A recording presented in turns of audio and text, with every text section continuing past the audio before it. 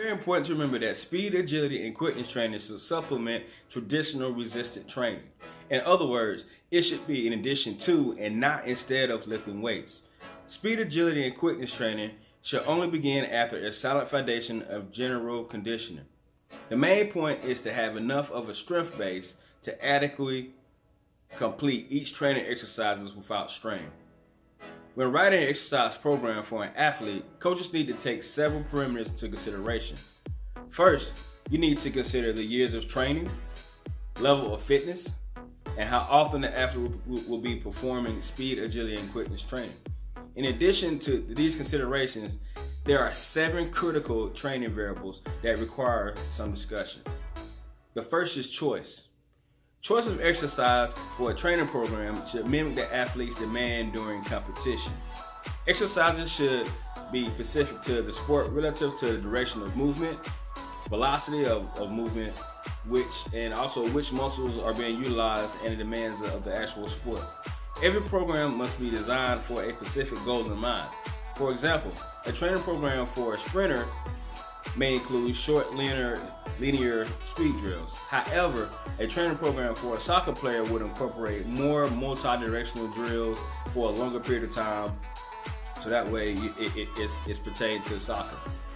The second is order of exercise. Order of exercise should follow 3 main patterns. 1, simple. It should be simple to complex, low to high intensity, and also from general to sport specific. By ordering these exercises in this manner, you will give the athlete enough time to learn the new movements, thus allowing them to progress through your training program safely. The third variable is frequency. Frequency is basically the number of training sessions completed in a given amount of time, usually between a week. Frequency should be altered according to the ability of the athletes and where they are in their training program.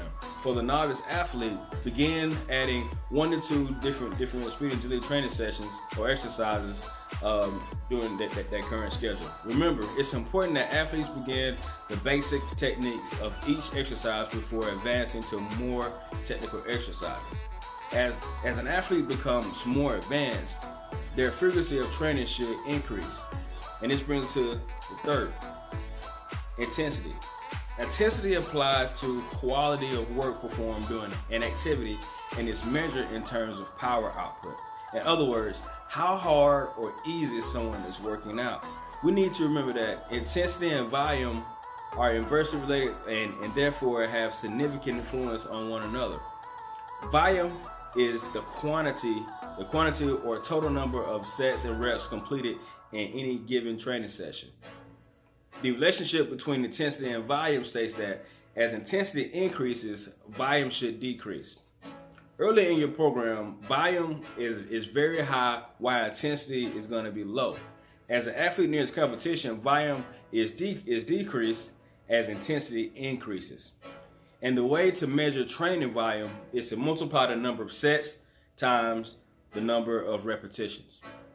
Training volume within a given training session is based on the athlete's level of fitness.